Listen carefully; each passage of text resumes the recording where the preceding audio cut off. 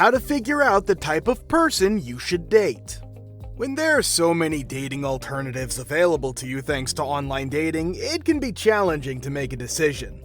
If you're feeling overwhelmed and unsure of where to begin, consider your priorities and the qualities you want to stand out on a possible date. Consider the kind of individual who might be a beneficial addition to your own life. This is how you start doing that. Keep watching.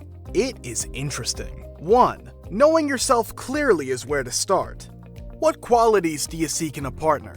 The majority are unaware. They desire a decent person. The same person wouldn't be so non-specific while purchasing a head of lettuce, a car, or a new suit. It's possible for someone you initially find attractive to turn out to be unsuitable because they're talking too much, not talking enough, assertive enough, passive enough, uncooperative, addicted to drugs or alcohol, uncaring, dishonest, demanding, unreliable, not smart enough, or have any number of other personality quirks or traits you cannot bear to put up with. Many of these characteristics may be acceptable to others, but be unacceptable to you.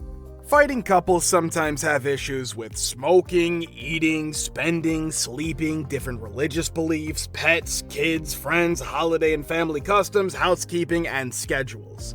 Knowing who you are is the first step in finding the right match for a date. You need more than a predetermined idea of who you want to date since you're an individual. 2.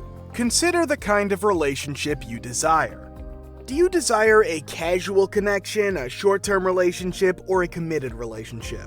Knowing what you want from the beginning might help you more successfully narrow down the pool of potential partners and drive the relationship in the desired direction. If you're unsure of what you want, be honest with both yourself and any possible dates you may have. You can better comprehend the types of individuals available and what they're seeking by knowing what kind of relationship you want.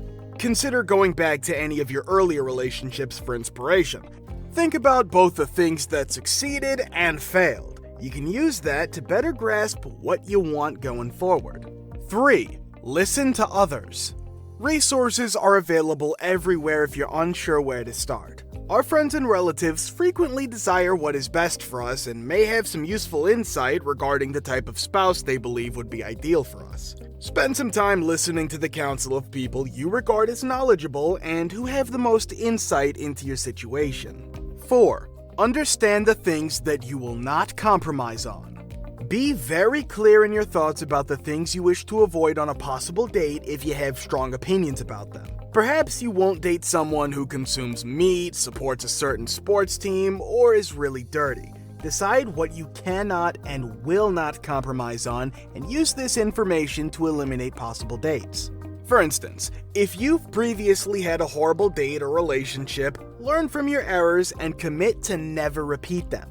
Don't date a moocher again if you have in the past, but be ready for things to change even when you set non-negotiable. You might actually meet someone fantastic who doesn't quite fit your standards. For instance, if you're convinced you cannot date someone who is either under or beyond a specific height. Prepare yourself to make changes without feeling bad or guilty. Simply don't compromise your values. 5. Pay heed to warning signs. Sometimes what we don't want might have an impact on what we want. Make sure to pay attention to your gut feeling and not ignore warning indicators that this won't work. 6. Be with somebody who is thinking about you. Finding a suitable fit can take priority over discovering a type in some cases. Find a person with whom you share a sense of curiosity and who is interested in you and your life. It can be a bad sign if you go on a date to a sports bar and they seem more interested in the game than you. Be with someone who appears interested in your responses and asks you questions, for instance. Think twice about whether you want to see someone again if they just appear interested in talking about themselves. 7.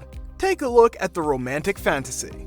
Many people have fantasized about what their future romantic relationships will be like. You will be able to achieve those preconceived conceptions of what a relationship should be through activities, vacations, home environments, and relationship types.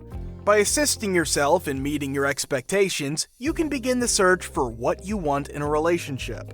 8. Avoid players.